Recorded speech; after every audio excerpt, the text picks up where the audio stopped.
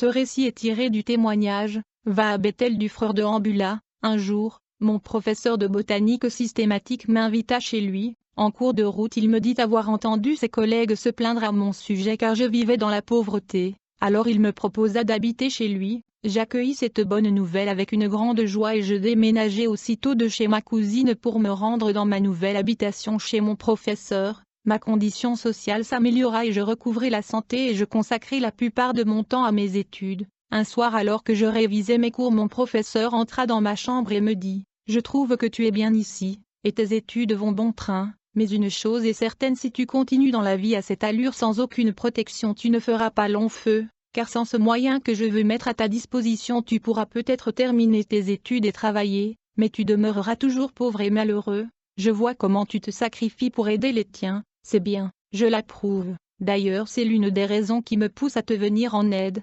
Heureusement pour toi, car j'ai songé à ton avenir. Je te demande une chose, sois patient et courageux car je te remettrai une puissance. 4 jours après cette entrevue, mon professeur m'amena un catalogue. Il me parla de le lire tranquillement et attentivement. Il m'accorda 3 jours pour le lire, après quoi je devais choisir parmi les différents sujets présentés ce qui m'avait intéressé. Le catalogue en question traitait de sujets de la vie courante et de prières d'incantation magique. Il y était question de la magie, surtout des applications des phénomènes magiques aux différents domaines de la vie courante. Du fait que j'étais étudiant, je choisis les sujets qui avaient trait à mes occupations. J'ai donc choisi le bic magique, la pilule égyptienne, et le mouchoir magique. À côté de chaque sujet figurait une légende qui présentait l'utilité et le mode d'emploi de chaque article. Je ne peux continuer la suite de ce témoignage sans vous préciser que le professeur polonais dont il est question ici est un prêtre de l'Église catholique romaine. Le fait qu'il m'ait invité à vivre chez lui avait suscité en moi des sentiments de culpabilité,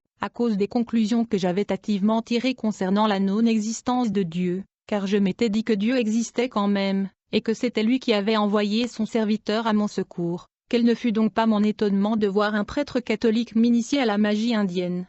L'attitude de ce prêtre confirmait en moi l'idée que Dieu n'existait pas réellement. En effet, si Dieu existait, c'étaient les prêtres qui avaient le plus de chances de mieux le connaître, du fait de leur position privilégiée. D'après le catéchisme de l'Église catholique romaine, les prêtres ont pour rôle de servir d'intermédiaire entre Dieu et les fidèles. Malgré le fait que ce prêtre célébrait la messe chaque jour, il connaissait la vérité, et cette vérité était que Dieu n'existait pas. C'est pour cela qu'il me révélait le chemin par excellence, celui de la magie, donc celui du bonheur. Tel était mon raisonnement à ce moment-là. Une année après que le professeur m'ait interdit de consommer des aliments préparés, je constatais une grande transformation dans mon être. J'étais devenu très intelligent, je pouvais lire dans les pensées de mes interlocuteurs, je pouvais connaître leur identité, leur date de naissance et leur adresse sans qu'ils ne m'aient rien dit auparavant. Tous les cours me semblaient être de simples révisions. Durant les 4 années passées dans l'enseignement supérieur, je ne fis que me distinguer, de la préparatoire au 3e gradua. Lorsque les 2 années d'observance du régime alimentaire imposé par le professeur furent accomplies,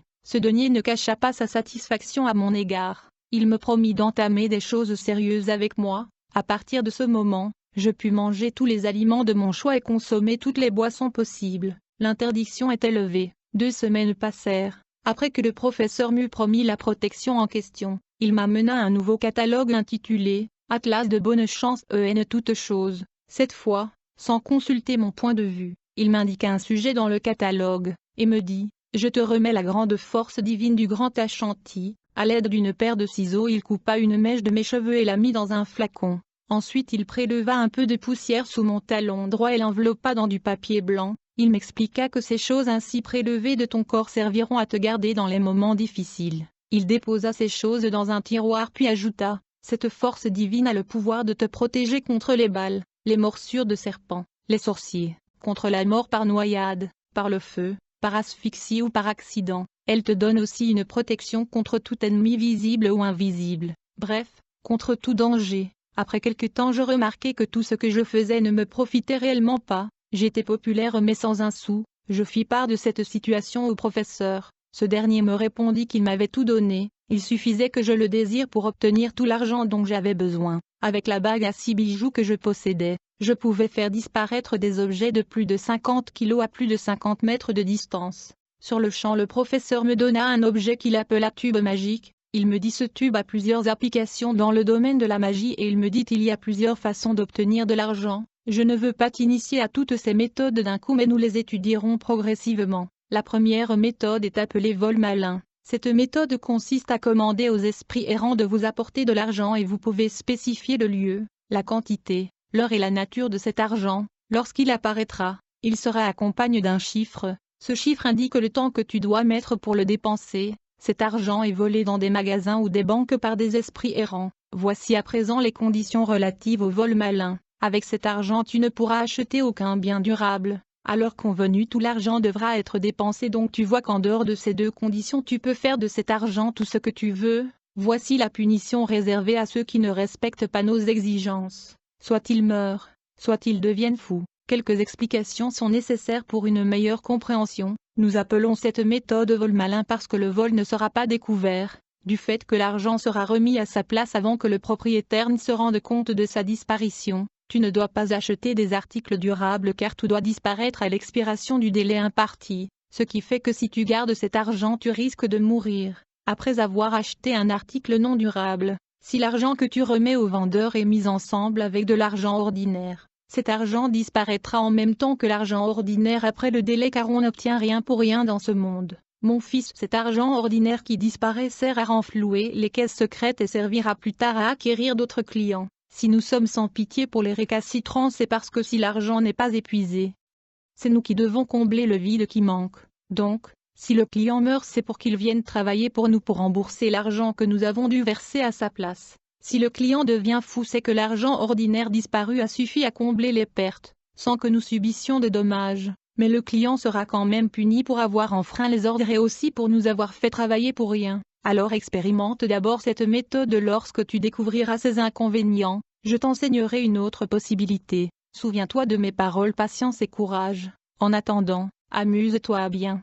Je retins bien chaque mot prononcé par le professeur. Quelques jours après cet entretien avec le professeur après avoir pesé le pour et le contre du vol malin, je me décidai à l'expérimenter, assis dans mon salon. Je mis à exécution les procédures destinées à obtenir de l'argent tout comme me l'avait dit le prêtre. Je spécifiais bien les données, le lieu, l'heure, la quantité ou le nombre, et enfin la nature des espèces demandées. Plusieurs jours passèrent et je constatai que l'argent obtenu par la méthode du vol malin ne m'était d'aucune utilité. Il m'était défendu d'acheter un simple slip, pas même un mouchoir de poche. Si je tentais de le faire je risquais la folie ou la mort. Mes parents étaient toujours pauvres et j'étais incapable de leur venir en aide car je ne pouvais pas leur envoyer mon argent de peur qu'ils ne le mettent avec leurs économies et que le tout disparaisse lorsque le délai imposé aurait expiré. Je me décidai à aller trouver le prêtre polonais, afin qu'il me donne une autre possibilité de trouver de l'argent. Avant de me révéler cette possibilité le professeur me donna un conseil. Il me dit tu es encore trop jeune pour comprendre le problème de l'argent.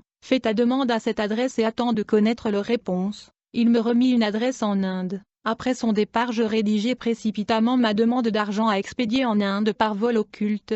On se sert alors d'esprit pour acheminer le courrier. Cette méthode est réputée pour sa rapidité. Un retard de 5 minutes est rare quand on utilise ce moyen. Les boîtes postales utilisables peuvent être les toilettes, les lits, le buffet, les tables, les armoires, etc.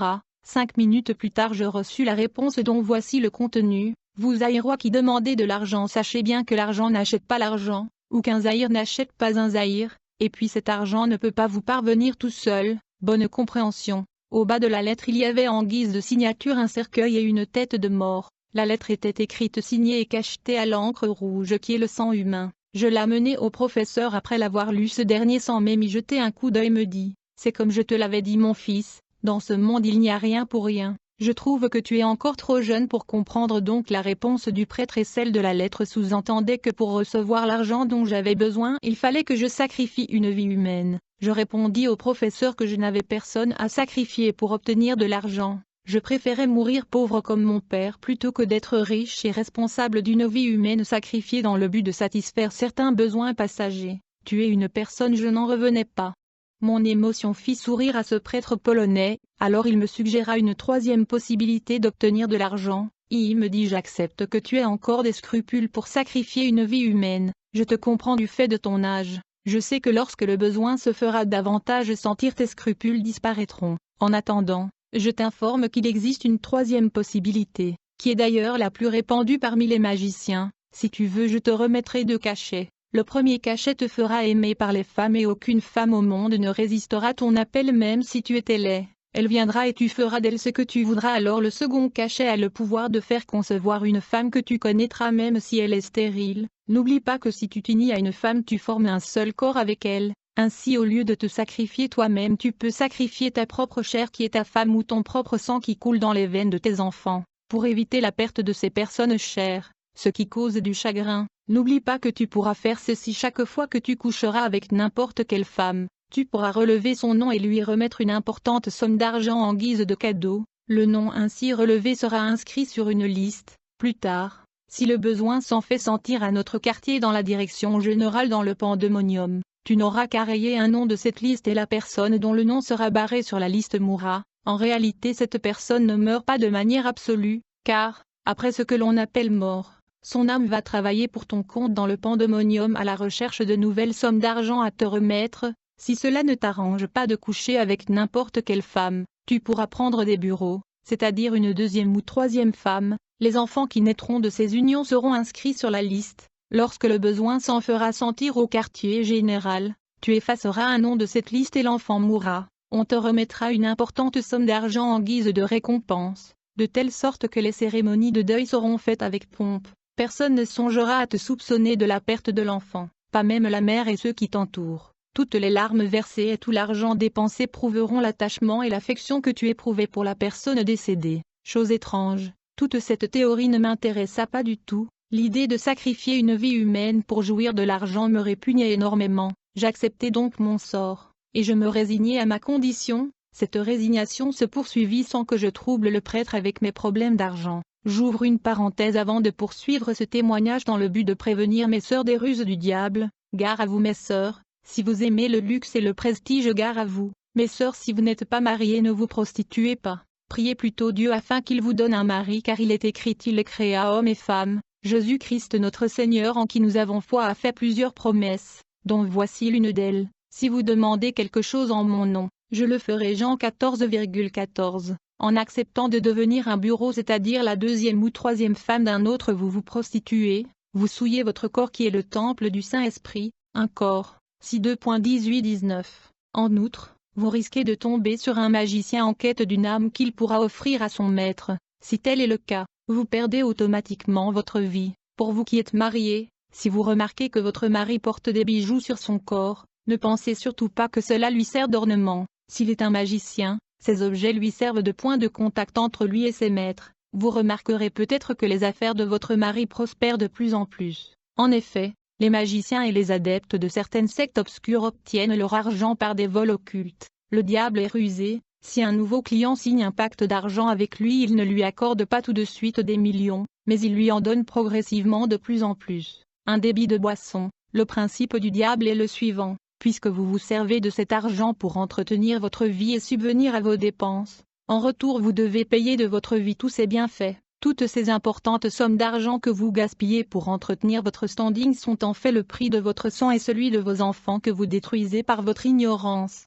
et vous mourrez prématurément non pas pour que votre âme aille se reposer en attendant l'avènement du Seigneur, mais plutôt pour aller travailler dans le monde invisible à la recherche d'autres sommes destinées à combler les vides que vous avez causés en satisfaisant vos caprices. Pendant tout le temps que j'ai passé au service du diable, j'ai remarqué que le diable avait plus d'emprise sur les femmes que sur les hommes. Il se servait beaucoup des femmes pour accomplir ses desseins maléfiques. Votre seule arme c'est la prière et la foi. Il se peut que quelqu'un vous offre lors d'une fête ou d'anniversaire, des bijoux en guise de cadeau. Si cette personne fait de la magie, vous constaterez une anomalie dans votre vie, en particulier le manque de sang fréquent chez les enfants. Ou alors si vous avez l'habitude de garder vos économies chez vous, d'importantes sommes d'argent disparaîtront sans que vous puissiez en comprendre la raison. Tout cela à cause des bijoux qui vous ont été offerts ou que vous aurez même achetés. Les bijoux que nous rencontrons dans la vie ne sont pas tous fabriqués à partir de minerais, j'en connais qui proviennent d'ailleurs, je veux dire le monde de Satan. Au pays de la déesse Maharashati, aucun des possibilités ou méthodes pour obtenir de l'argent mises à ma disposition par le professeur ne satisfaisait mes désirs. Mon souci était de jouir de l'argent comme tout le monde sans qu'il me soit fixé des limites dans le temps. Par tout le monde j'entendais les hommes riches. Je désirais obtenir l'argent qui pouvait me permettre d'aider mes parents et de fonder une famille plus tard. Malgré le fait que je pratiquais la magie, j'éprouvais de l'amour pour les miens. Je songeais parfois aux moyens qui pouvaient me permettre d'améliorer leurs conditions de vie. J'avais pensé à leur envoyer l'argent du vol malin, car toutes les autres méthodes nécessitaient un sacrifice d'une vie humaine, chose que je détestais. C'était pourtant la seule possibilité de leur venir en aide, mais je n'utilisais pas cette méthode pour aider ma famille, car cet argent devait disparaître après expiration du délai.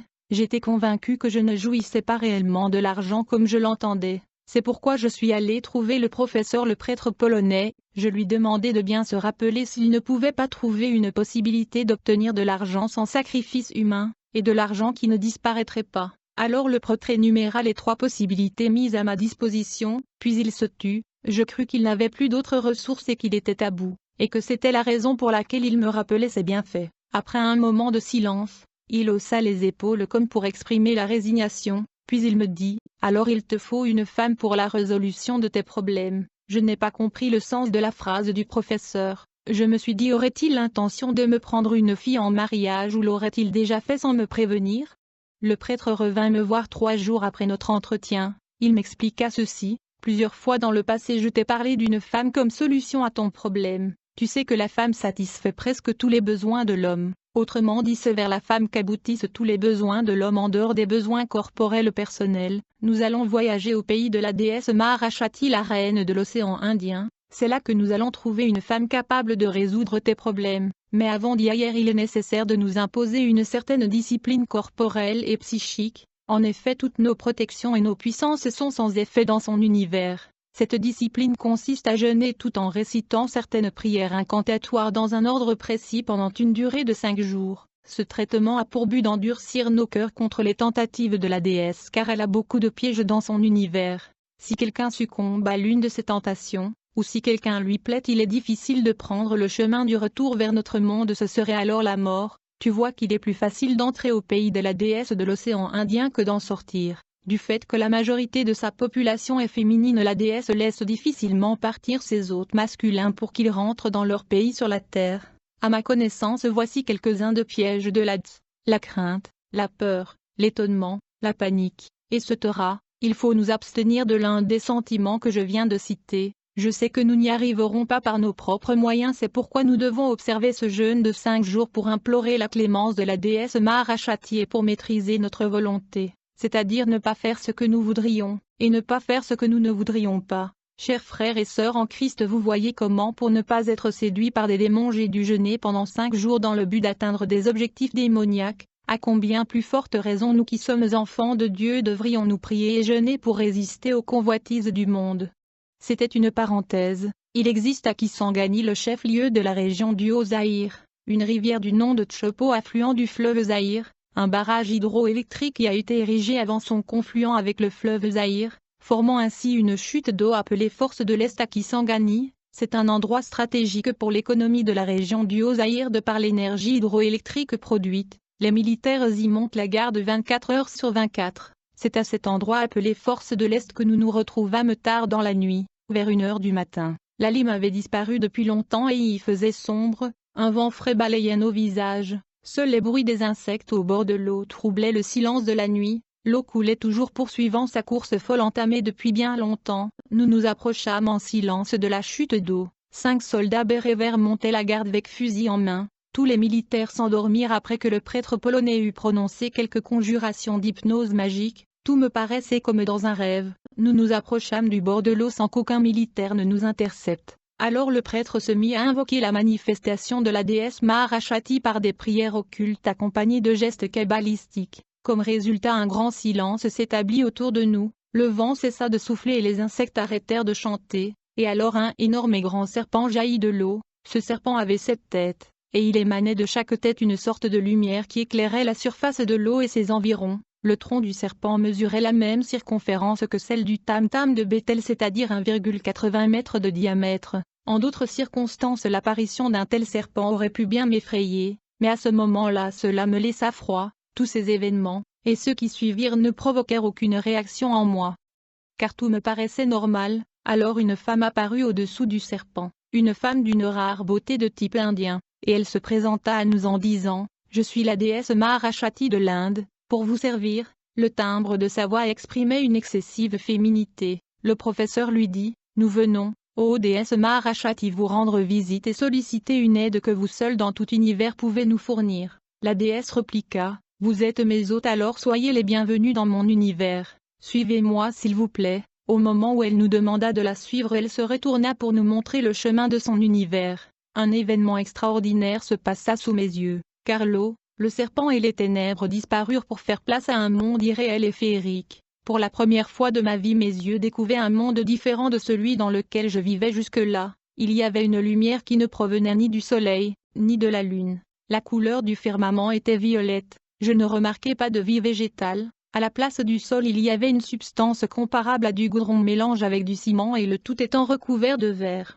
Je n'ai jamais visité de ville américaine ou européenne, mais j'imagine qu'une telle ville ne peut pas exister sur la Terre. Nous étions les hôtes de la déesse. Elle nous fit visiter son univers. Presque toute la population était composée de femmes. Mon impression était que toutes ces femmes se ressemblaient. Elles étaient toutes d'une égale beauté. Rien ne troublait le calme, la sérénité et la paix de ce monde mystérieux. La population était gentille, accueillante et hospitalière. La visite terminée, nous nous rendîmes à la résidence de la déesse. Après quelques minutes de repos, la déesse nous convia au banquet offert en notre honneur. Il y avait beaucoup d'invités au banquet, entre autres la reine, les princesses et les duchesses. Au cours du banquet, le professeur voulut exposer le mobile de notre visite, mais la déesse l'en empêcha en disant qu'on aurait tout le temps pour en parler plus tard. Après le repas, le professeur et la déesse se retirèrent dans un autre appartement de la résidence. La reine ainsi que d'autres invités me tinrent compagnie en l'absence du professeur. Je me tourmentais déjà de l'absence prolongée de la déesse et du professeur. Lorsque je les vis sortir de la salle où ils s'étaient retirés, le professeur me fit comprendre par un signe de tête que tout s'était bien passé. Il fallait donc que nous rentrions. Je pris congé de mes hôtes, puis accompagnés de la déesse nous repartîmes vers l'endroit par lequel nous étions entrés. Pendant le trajet, la déesse me tint familièrement la main, et quand nous arrivâmes à notre point de départ, il se produisit une chose. L'univers occulte disparut pour faire place à la rivière et au serpent à 7 têtes. La déesse était avec nous et me tenait toujours par la main à la manière de vieux amis. Elle nous dit au revoir et me lâcha la main. Elle se retourna et disparut de notre vue. Les lumières qui provenaient des 7 têtes du serpent géant ainsi que le serpent lui-même disparurent aussi dans l'eau, nous laissant dans une grande obscurité. Autour de nous la vie avait repris. Les soldats étaient toujours endormis sous l'hypnose. Il nous fallait faire vite et regagner la maison de peur que les personnes très matinales ne nous voient et ne se posent de questions sur notre présence en un pareil lieu à 4h30 du matin. De retour dans la cité, chacun alla dormir pour récupérer le sommeil perdu au cours de ce remarquable voyage. Dans l'après-midi de la même journée, le professeur vint me trouver et m'expliqua ceci. Lorsque je me suis éclipsé avec la déesse, je lui ai expliqué ton problème. Elle me confia qu'il y avait en toi une force qui l'attirait excessivement vers toi. Elle avait cru que je lui amenais un adepte et insista beaucoup pour que tu restes encore quelque temps là-bas. Je lui ai fait connaître la raison de notre visite. Elle tenait beaucoup à toi à tel point qu'elle a proposé de venir personnellement te servir, mais j'ai refusé, car si j'avais accepté, elle serait venue sur la terre et elle t'aurait persuadé un jour de la suivre dans son royaume sous-marin dans l'océan Indien, et tu l'aurais fait car elle est bien plus puissante que toi. Je l'avais donc suppliée de se désintéresser de toi. Elle refusa catégoriquement. Mais vu mon insistance, elle finit par accepter. Mais, en revanche, elle t'a fixé des conditions difficiles que tu devras remplir si tu veux avoir une femme qui pourra résoudre tes problèmes d'argent et qui comblera tous tes désirs. Attention, mon fils. Tu es libre toutefois de refuser si ces conditions s'avèrent être au-dessus de tes moyens. Mais sache bien que si tu refuses, tu peux aussi dire adieu à tes projets d'argent. Voici ce que tu dois faire si tu veux continuer. Cette nuit, tu trouveras à ton chevet un paquet de 17 cartes. Chaque carte présente la photo d'une femme. Parmi ces 17 photos, tu choisiras celle qui te plaira le plus et tu feras un signe au-dessus de la carte et c'est cette femme qui deviendra ta femme. Le prêtre m'expliqua ensuite comment je devais arranger la grande table de mon salon, pour préparer la visite que devaient me faire ces 17 femmes. Il poursuit: tu seras réveillé à minuit par les visiteuses. Ce seront les 17 femmes figurant sur les cartes. Mais garde-toi bien de faire ton choix dès ce soir. Elles viendront pour te séduire de différentes manières pour te faire succomber. Si tu réussis à résister jusqu'à 4 heures, heure de leur départ, tu connaîtras ta femme car elle ne partira pas avec les autres. C'est celle que tu auras choisie sur les cartes. Gare à toi mon fils, car si tu succombes au charme de l'une d'entre elles qui ne soit pas celle que tu avais choisie, car celle que tu auras connue sexuellement t'emportera dans le monde où nous étions hier pour toujours. Autrement dit, Tu mourras dans Noirmont mais tu continueras à vivre dans le pays de la déesse. C'est là l'une des conditions posées par la déesse. Alors pour ne pas courir le risque de te tromper, tu dois résister jusqu'au départ de toutes les autres. Bon. Maintenant je crois t'avoir tout dit en détail, à toi de décider. Je n'avais pas le choix, je me dis que si je refusais ces conditions, le prêtre ne serait pas content de moi. Par conséquent il ne me confierait plus jamais d'autres méthodes pour obtenir l'argent dont j'avais besoin. Par ailleurs si je laissais passer cette occasion je ne pouvais plus espérer obtenir de l'argent comme tout le monde. Je n'avais pas le choix alors j'ai accepté, comme me l'avait annoncé mon professeur, le soir vers 19h30. Je trouvais sous mon oreiller un paquet de cartes. Chaque carte représentait une belle femme vêtue d'habits légers et transparents. Je mis du temps à contempler les physionomies de ces êtres irréels. C'était la perfection de la beauté. Puis vint l'heure critique où il me fallut faire mon choix, choisir celle qui serait pour toujours mon épouse. Je n'avais aucun point sur lequel je pouvais appuyer mon raisonnement car tout était d'une égale beauté. Après un bon moment d'indécision j'eus l'idée de faire mon choix par tirage au sort. J'éparpillai les cartes sur la table, je fermai les yeux et ma main tomba sur une carte, au-dessus de laquelle je fis un petit signe dans un coin. Le lendemain je me rendis au marché pour acheter tout ce que le professeur m'avait demandé d'acheter, boissons et victuailles. Je disposai le salon selon les instructions du professeur et je m'endormis à 20h30 dans mon lit. À minuit je sentis que quelqu'un me touchait pour me réveiller avec douceur. J'ouvris un œil car j'avais encore sommeil. Dans la pénombre je découvris qu'une femme essayait de me réveiller sans brutalité avec des baisers et des caresses. Je lisais dans chaque de ses mouvements une tendresse et un amour profond. Je me levai et me dirigeai vers le salon. Là je fus accueilli par les applaudissements de mes visiteuses. Je remarquai que toutes les femmes présentées sur les cartes étaient là, bien réelles et très belles. Pendant plusieurs heures toutes s'ingénièrent à me séduire par tous les moyens possibles, moyens dignes des enfants de la perdition. Tout m'incitait à succomber mais le prêtre avait été strict sur ce point, ne connaître aucune d'elles avant le départ des 16 autres, car je ne reconnaissable plus celle que j'avais choisie, et je ne pouvais risquer ma vie en couchant avec l'une d'elles au hasard. Voyant que je ne succombais pas à leurs avances et les femmes utilisèrent toutes les ressources de leur séduction diabolique. Chers frères et sœurs en Christ, je reconnais que sans la discipline d'endurcissement à laquelle je m'étais soumis pendant les 5 jours j'aurais dû succomber à l'assaut des provocations de ces 17 femmes. À 4 heures donc elles me dirent au revoir et partirent comme elles étaient venues, c'est-à-dire en traversant les murs. L'une d'elles resta, c'était donc mon épouse celle sur qui mon choix était tombé. Celle qui n'était pas partie s'approcha de moi et elle m'embrassa longuement. S'étant mise à côté de moi elle me dit, « Mon amour je suis contente de ta conduite de tout à l'heure vis-à-vis de mes cousines. C'est pour moi un signe d'amour et de fidélité que de t'être abstenue de connaître au moins l'une d'elles. Moi aussi je t'aimerai autant pourvu que tu respectes mes exigences qui ne sont d'ailleurs que celles d'une femme qui t'aime et qui veut faire ton bonheur. En dehors de la nourriture préparée par ta main tu ne mangeras que des aliments que je t'offrirai, et pas ceux d'une femme. Quand tu rentreras à la maison il ne faudra pas que ton retard dépasse 2 heures. Quand tu sortiras à ton retour tu devras d'abord prendre une douche et te changer avant de t'approcher de moi. Dans la maison ne porte jamais de chaussures de cuir. En dehors de nous deux personne ne doit connaître ma présence chez toi. Si par mégarde quelqu'un me voyait sans que tu sois au courant cette personne devra mourir ou devenir folle. Mais si la personne est de mèche avec toi alors c'est toi qui perdras la vie ou la raison. Comme tu le vois je suis très jalouse. En revanche j'accepte de combler tous tes désirs avant même que tu me les dises. Quels que soient tes désirs je les comblerai. Mon nom est Hélène Maïglou. Appelle-moi Hélène tout court. Telle est l'histoire de mon mariage avec Hélène, une sirène de l'océan Indien. Le lendemain je compris pourquoi le prêtre m'avait trouvé une femme comme solution à mon problème. Le matin après ma douche je trouvai sur la table un petit déjeuner copieux. Pourtant il n'y avait pas de cuisinière à la maison, pas même un réchaud. Sans savoir d'où provenaient les aliments je les mangeais avec beaucoup d'appétit. Lorsque j'ouvris ma garde-robe pour m'habiller proprement et partir pour mes cours car j'étais encore étudiant, j'y avais trouvé des habits neufs, des costumes dont je n'avais jamais soupçonné l'existence depuis ma naissance. Il y avait aussi des chaussures et des babouches. Toutes ces choses ne m'impressionnèrent pas. Hélène s'était jurée de combler tous mes désirs. Les plats que je trouvais sur ma table étaient ceux qui plaisaient à mes goûts, c'est-à-dire les plats que j'aurais aimé manger ce jour-là. Comment cette femme devinait-elle mes goûts?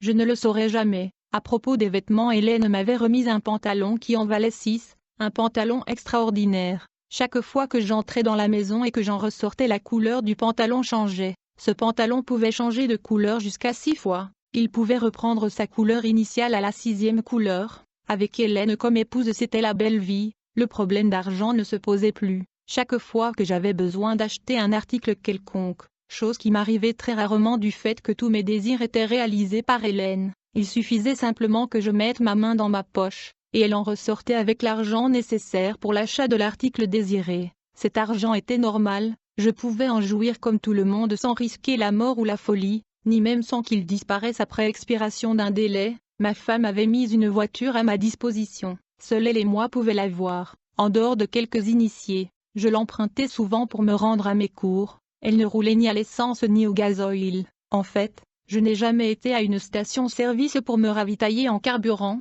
Chers frères et sœurs en Christ, Dieu est jaloux de nous et il souffre lorsque nous laissons les choses du monde pénétrer dans notre esprit. Jacques 4 2.5, il nous recommande de l'aimer de tout notre cœur, de toute notre pensée et de toute notre force. Si ces esprits démoniaques peuvent toujours être près de leur partenaire, à combien plus forte raison Dieu peut être bien plus présent en nous par son esprit. Hélène, ma femme, avait un corps différent du nôtre. Elle ne semblait pas avoir d'os et son corps avait la consistance d'une chambre à air. Quand j'exerçais une pression sur son corps, mes doigts se touchaient, mais le côté qui m'avait immédiatement déplu en elle, c'était son avidité sexuelle. J'étais tellement épuisé par nos relations dans ce domaine que je perdais souvent connaissance. Elle devait alors me ranimer en lavant mon visage avec une éponge trempée dans l'eau, ou en me donnant de petites tapes sur les joues. Bref, la conception de l'amour était très différente entre Hélène et moi. Je me disais que je finirais un jour par y laisser la vie, car seul mon évanouissement pouvait me libérer de son étreinte de serpent. Au début de notre union, je me disais qu'elle finirait bien par se fatiguer ou que je m'habituerais, mais rien de ce que j'avais pensé ne se réalisa. Au contraire, Hélène devenait de plus en plus possessive et agressive. Peu à peu, la joie que j'avais éprouvée pour ses bienfaits s'estompa et l'amour fit place à la haine. Je cherchais un moyen ou une occasion de me débarrasser d'elle, mais je n'en avais pas le courage, à cause de tous les bienfaits qu'elle me procurait par ailleurs. Cependant ma décision fut prise, et j'attendais l'occasion propice pour la mettre dehors. Beaucoup de jours s'écoulèrent. Un jour, à la sortie des cours, je vis de jeunes étudiantes. Il y avait parmi elles une très belle fille. Je pris du temps pour la contempler et l'admirer. Je la convoitais et je me demandais une telle beauté n'était pas celle d'une revenante, car seules les mortes peuvent rivaliser avec une telle beauté. J'étais tellement plongé dans mes pensées que je n'avais pas remarqué le temps passé. J'étais en retard pour rentrer à la maison. Après m'être déchaussé sur le seuil de la maison, je partis prendre ma douche et changer de vêtements. Après la douche, je partis expliquer mon retard à Hélène, mais à la place où Hélène m'attendait d'habitude, je trouvais la belle étudiante. Je fus pris de peur en voyant cette fille dans la chambre d'Hélène. Je craignis de mourir ou de devenir fou. Je me demandais comment elle avait su que je l'avais convoitée. Comment avait-elle connu mon adresse? Comment était-elle entrée? Est-ce qu'Hélène l'avait vue? Sans faire attention à elle, je me mis à courir dans toutes les chambres à la recherche de ma femme, tout en criant que je n'étais pour rien dans la présence de cette fille dans la maison. De l'endroit où elle était assise, la belle étudiante souriait devant mon désarroi. Elle s'approcha de moi et me dit: « Ne me reconnais-tu pas, chérie? Je ne suis pas la fille que tu as vue en sortant de tes cours. Je suis ta femme Hélène Maïglou. J'ai revêtu le corps de celle que tu as vue aujourd'hui. Voici les réponses aux questions que tu t'es posées au cours de la journée à propos d'elle. Elle n'est pas une revenante, mais elle ne tardera pas à le devenir bientôt. Voici son identité. Chérie, je ne te donne pas ces renseignements pour que tu ailles la chercher, mais pour te montrer qu'en agissant ainsi tu me chagrines, car je t'aime à en mourir et il m'est impossible de te perdre. D'ailleurs, que deviendrais-je sans toi? Comment puis-je penser partager ton amour avec une autre, aussi longtemps que tu ne parviens pas à me satisfaire? Ne m'en veux pas de même conduite de la sorte. Comprends-moi, chérie, je suis ici pour toi. » Elle me donna l'identité complète de la belle étudiante tout en pleurant. Prénom, nom, adresse, âge, etc. 2 jours après cette entrevue, j'appris la mort par noyade de la belle étudiante. Cette mort m'affecta profondément. Ma conscience me reprochait sa mort, pourtant je n'avais fait que simplement la regarder. Elle était innocente.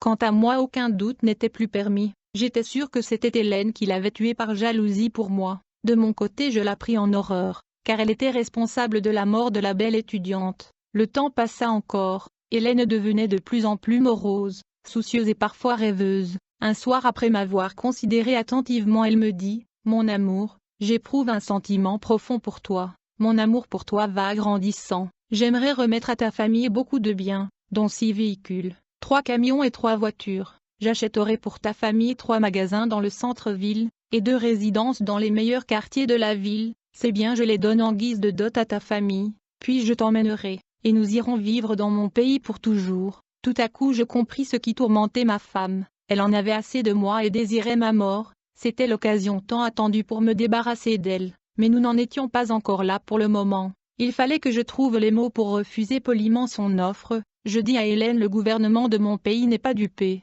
Pour qu'un simple étudiant comme moi sans ressources puisse léguer à sa famille d'aussi grands biens, après mon départ tous les biens seront confisqués. Hélène me rétorqua qu'aussi vrai qu'elle était vivante, aucun des biens qu'elle remettra à ma famille ne sera confisqué. Je répondis que je ne serais pas présent pour vérifier la véracité de ces dires, et qu'il valait mieux ne pas en parler. Pour ne pas la vexer, je poursuivis: je connais ton pays pour m'y être déjà rendu une fois. Il y a le calme et le silence, le respect de la personnalité humaine et la gentillesse de la déesse y sont légendaires, mais quant à y aller pour ne plus revoir les membres de ma famille, là je ne marche pas. Malgré l'insistance d'Hélène, mon nom fut catégorique. Il fallait que je mette fin à cette situation qui n'avait d'ailleurs que trop duré, car je risquais de perdre ma vie en continuant de vivre avec elle. Notre union avait duré 14 mois. Le prêtre catholique polonais s'étonna lorsque je l'informai de mon intention de me séparer d'Hélène. Il voulut connaître les raisons qui me poussaient à prendre une telle décision. Je lui expliquai en détail l'insatisfaction sexuelle d'Hélène,